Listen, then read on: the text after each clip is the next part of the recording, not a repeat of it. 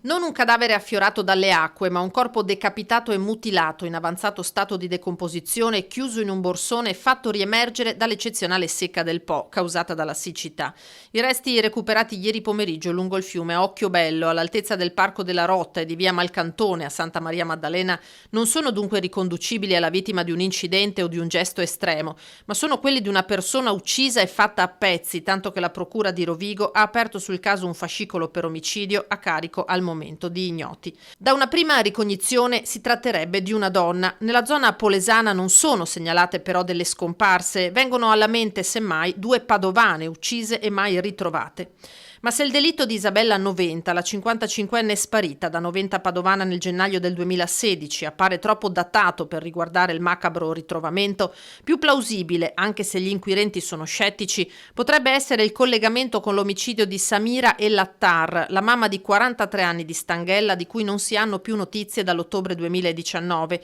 e per la cui morte è già stato condannato all'ergastolo il marito. A notare la sacca con all'interno i resti nudi, un operaio alle prese con delle manutenzioni, insospettito in particolare dall'odore, che ha subito dato l'allarme. Le indagini dei carabinieri di Rovigo procedono in tutte le direzioni, come ha confermato il procuratore capo Sabrina Duò. Per ora è stata eseguita solamente una prima ispezione cadaverica, occorreranno una serie di accertamenti tecnici sul corpo per avere a disposizione ulteriori elementi in base ai quali orientarsi. Di certezze ce ne sono poche al momento, che si tratti di un delitto e che chi ha fatto a pezzi la sua vittima la volesse rendere irriconoscibile e soprattutto ne volesse far sparire per sempre il corpo, che il poi invece ha restituito.